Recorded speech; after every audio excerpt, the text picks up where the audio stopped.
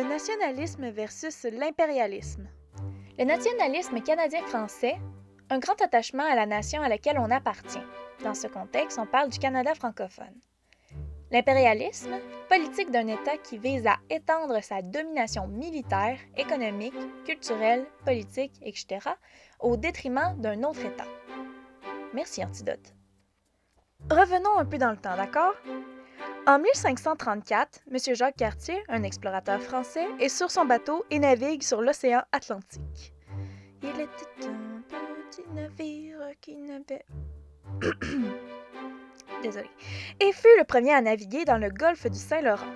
Plus tard, M. Champlain et d'autres à sa suite viennent coloniser ce qu'on appelle la Nouvelle-France. Malgré la présence des Autochtones, les Français s'installent et construisent leur colonie. Le temps passe et le peuple d'origine française européenne laisse leur place à leurs enfants et à leurs petits-enfants. N'ayant jamais connu la France, les nouvelles générations vivent un certain détachement vers leur mère patrie. Les habitants du territoire ne sont plus français, mais maintenant de fiers Canadiens, et développent une identité qui leur sont propres. Après la guerre de 7 ans, la France doit nous dire adieu et nous laisse aux mains des Britanniques en 1760. Évidemment, le choc des cultures est très important entre les deux peuples. Les Britanniques parlent l'anglais, sont de religion protestante et gardent un très fort attachement à la couronne de l'autre côté de l'océan. Les envahisseurs venant directement du Royaume-Uni se sentent supérieurs au peuple francophone présent. Ce sentiment de supériorité peut être mal compris puisqu'il est beaucoup moins présent dans notre société moderne. Dans ces années-là, il faut se rappeler que le racisme, c'était plus que normal, c'était la norme. Tout le monde croyait que leur race était supérieure aux autres. Le sentiment de mépris par rapport au peuple dominé et l'attachement à la couronne britannique s'appelle l'impérialisme britannique. Les Canadiens, de leur côté, qui eux parlent français, sont catholiques et sont prêts à tout pour garder leur territoire intact. Cette identité est loin de mourir après l'invasion. Au contraire, ça ne fait que mettre de l'huile sur le feu. On voit alors apparaître le nationalisme canadien-français.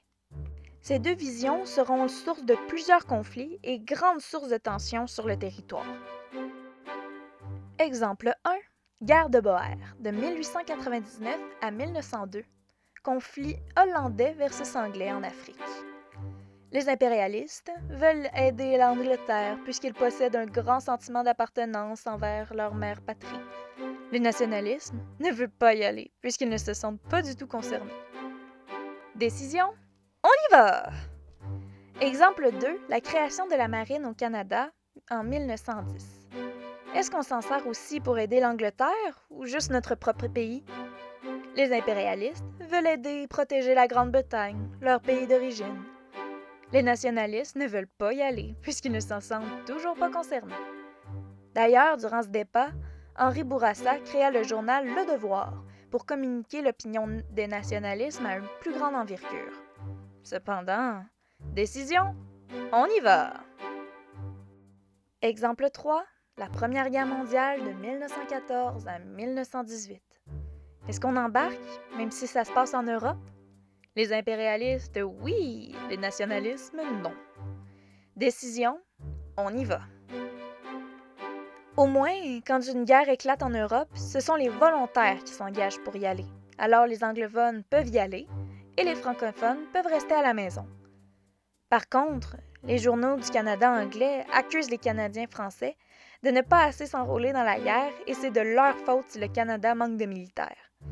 C'est pourquoi le gouvernement canadien décide d'imposer la conscription en 1917. Il engage même des dépisteurs pour empêcher les hommes de se cacher. Pas besoin de vous dire que les francophones n'ont pas apprécié. Ces trois événements n'ont pas aidé à dénouer le débat sur le territoire tout de suite, mais tout cela a bien servi à quelque chose. Pour remercier le Canada de leur implication durant toutes ces années, le Royaume-Uni accepte enfin de donner l'indépendance au pays. C'est à la fin de la Deuxième Guerre mondiale que nous avons reçu le statut de Westminster, ce qui donne le droit d'être un État indépendant. De son côté, on peut dire que les nationalismes canadiens-français ont finalement eu ce qu'ils voulaient, même si on voit encore quelques marques de la couronne britannique encore aujourd'hui, comme le visage de la reine sur toutes nos pièces de monnaie. Voilà, la vidéo est terminée et j'espère avoir aidé quelques-uns à démêler la différence entre l'impérialisme et le nationalisme canadien-français. À la prochaine pour une nouvelle vidéo!